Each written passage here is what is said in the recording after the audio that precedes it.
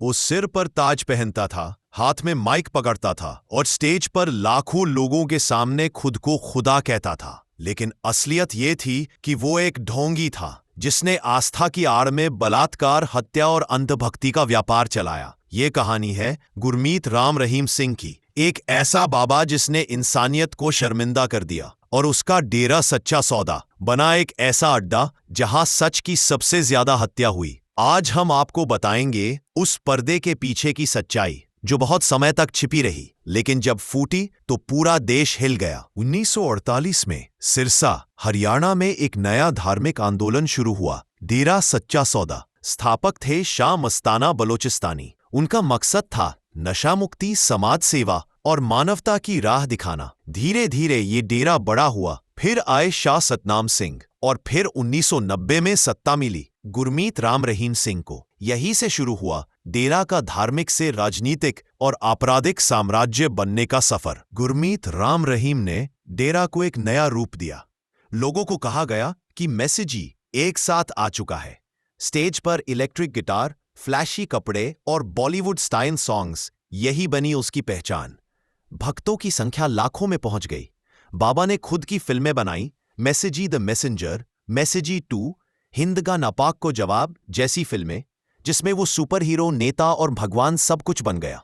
लेकिन ये सिर्फ सतह थी। 2002 में पंजाब और हरियाणा हाई कोर्ट को एक गुमनाम चिट्ठी मिली। लिखा था, मैं डेरा की साध्वी हूं।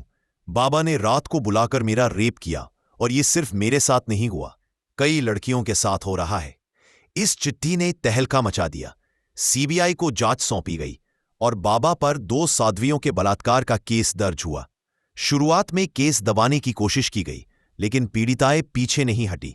सीबीआई ने इन्वेस्टिगेशन शुरू की और धीरे धीरे खुलने लगी गुफा के अंदर की दरिंदगी। बाबा के गुफा नामक प्राइवेट क्वार्टर्स में सिर्फ चुनिंदा लड़कियों को जाने की अनुमति थी। सीबीआई रिपोर्ट में कहा गया वहां सीसीटीवी नहीं था। अंदर जाना और बाहर आना बाबा की मर्जी पर था। रात को लड़कियों को परम भक्ति के लिए बुलाया जाता था। सीबीआई ने डीएनए टेस्ट, मेडिकल रिपोर्ट और पीड़िताओं के बयानों से बलात्कार के सबूत जुटाए। वो शेख पत्रकार रामचंद्र छत्रपति, जो सिरसा से पूरा सच नामक अखबार चलाते थे, उन्होंने इस चिट्ठी को प्रकाशित किया। कुछ हफ्तों बाद छत्रपति को गोली मार दी गई, उसकी भी हत्या कर दी गई। सीबीआई ने इन दोनों हत्याओं के लिए भी राम रहीम को दोषी माना। 25 अगस्त 2017 पंचकूला कोर्ट में लाखों डेरा समर्थक जमा थे। कोर्ट ने फैसला सुनाया, गुरमीत राम रहीम सिंह बलात्कार का दोषी है। फैसले के साथ ही हिंसा भड़क उठी।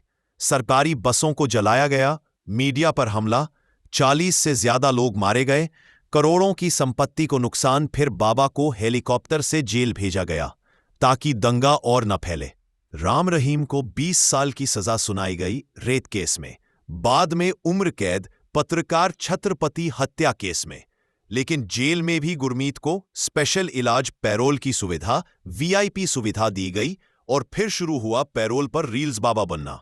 हर बार बाहर आते ही नया गाना, नया म्यूजिक वीडियो, यूट्यूब पर एमएसजी फैंस का प्रचार। डेरा सच्चा सौदा का इन्फ्लुएंस पंजाब, हरियाणा, राजस्थान और दिल्ली तक फैला है।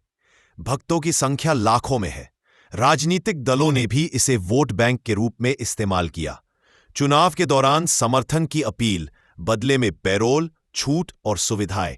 बीजेपी और कांग्रेस दोनों पार्टियों के साथ राम रहीम के करीबी रिश्ते सामने आए। राम रहीम ने खुद को मैसेंजर ऑफ गॉड कहा, लेकिन उसने साध्वियों का रेप किया, विरोधियों की हत्या करवाई, बच्चों को नपुंसक बनवाया, जैसे बाद में खुद डेरा अनुयायियों ने कोर्ट में बताया। यह इंसान एक कल्ट लीडर था जो गॉड बन बैठा था। क्या आपकी श्रद्धा इतनी अंधी हो सकती है कि आप सच न देख सके? गुरमीत राम रहीम का केस सिर्फ एक बाबा का नहीं है, यह एक समाज का चेहरा दिखाता है जहां लोग चमत्कारों में आंख मूंद कर भरोसा करते हैं, लेकिन सच्चाई को नजरअंदाज कर देते हैं। अगर आपको लगता है कि ऐसे बाबा सिर्फ गुरमीत राम रहीम तक सीमित नहीं है, तो इस वीडियो को अपने दोस्तों, परिवार और समाज तक जरूर पहुंचाइए। क्या आपने भी कभी अंधभक्ति का शिकार होते किसी को देखा है? नीचे कमेंट करके हमें अपनी राय जरूर बताइए। और हाँ, अगर आप ऐसी ही सच्ची और हिला देने वाली कहानियां देखना चाहते हैं तो अभी हमारे चैनल को सब्सक्राइब कीजिए और बेल आइकन दबाइए, क्योंकि हम लाते हैं वो सच्चाई जिसे अक्सर दुनिया छुपा लेती है। मिलते हैं अगले खौफनाक सच के साथ। तब तक सतर्क रहिए और सवाल करना मत छोड़िए।